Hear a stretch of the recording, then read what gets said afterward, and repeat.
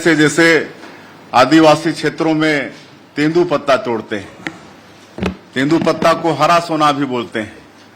और उसमें इस बजट में पहले 4,000 रुपया प्रति मानक बोरा मिलता था, जिसको बढ़ाकर 5,500 रुपया प्रति मानक बोरा किए हैं और बोनस देने का भी प्रावधान किए हैं। गरीब लोग जूते चप्पल तक खरीद नहीं सकते और आप सबको मालूम है कि तेंदू पत्ता तोड़ने के लिए जंगलों में जाना पड़ता है, तो उनके पांवों में कांटा खूंटी न गड़े, इसके लिए चरण पादुका योजना भी फिर से शुरू करने वाले हैं। उसी तरह से हम लोगों को, आप सब लोगों को मालूम है कि हमारा बस्तर और सरगुजा ये ट्राइबल क्षेत्र है और इसी क्षेत्र में तेंदू पत्ता भी है। और इस बजट में सरगुजा और बस्तर के लिए विशेष प्रावधान किया गया है, ये भी गरीबों के लिए है।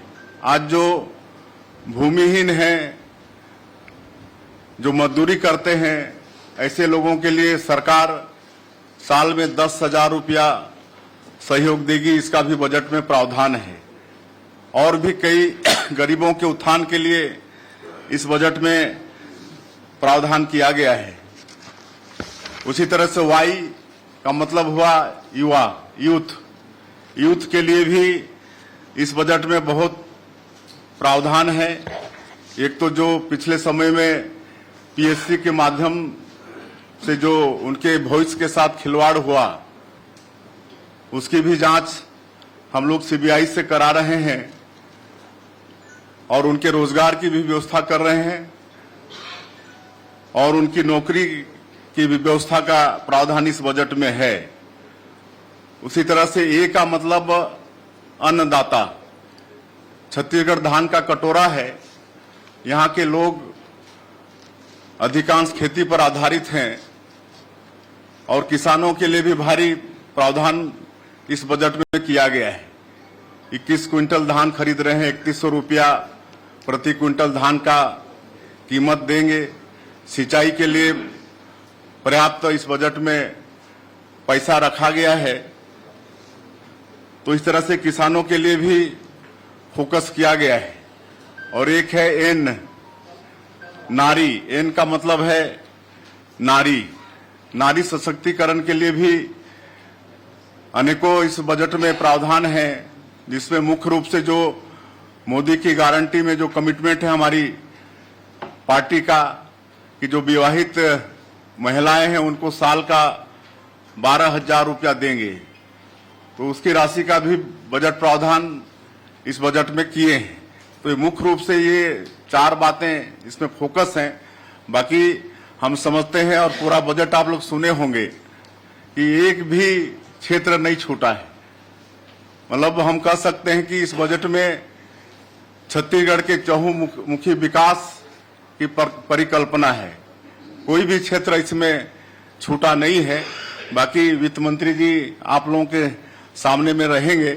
मेरी थोड़ी व्यवस्था है, कार्यक्रम में जाना है, इसलिए इतना ही कहकर और आप लोगों को भी इस शानदार बजट के लिए और जो मतलब हमारे यशस्वी प्रधानमंत्री जी का जो सोच है विकसित भारत, तो उसी तरह तो हम लोग विकसित छत्तीसगढ़ की भी परिकल्पना किए हैं इस बजट के माध्यम से। और विकसित भारत में विकसित छत्तीसगढ़ के माध्यम से हम लोगों का भी आने वाला 2047 तक जो आर्थिक क्षेत्र में हमारे प्रधानमंत्री जी टॉप के 3 में अपने देश को खड़ा करने का संकल्प लिए हैं, उसमें हमारे छत्तीसगढ़ का भी भागीदार रहेगा। उसमें आप सब लोगों का भी कहीं न कहीं मदद की आवश्यकता होगी। और हम समझते हैं कि ये बजट बहुत ही अच्छा बजट है। सभी वर्गों के हित की चिंता इस बजट में है।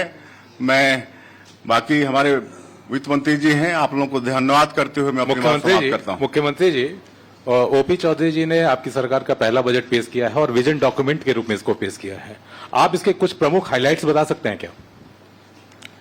हाइलाइट्स देखिए, इसमें एक तो मैंने कहा कि तेंदू पत्ता जो हरा सोना कहलाता है गरीबों के लिए, और सरगुजा बस्तर विशेष फोकस किया गया है, तो तेंदुपत्ता का कीमत 4,000 से बढ़ा के 5,500 कर रहे हैं और बोनस का भी प्रावधान कर रहे हैं। चरण पादुका का भी हम लोग उसमें प्रावधान कर रहे हैं। उसी तरह से महिलाओं के सशक्तिकरण के लिए महतारी बंधन योजना है, जिसमें प्रत्येक विवाहित महिला को 12,000 रुपया साल का देंगे। उसी तरह से किसानों के लिए कृषि उन्नति योजना में जो 3100 रुपया देने की बात किए हैं, तो उसके लिए 10,000 करोड़ का प्रावधान किए हैं।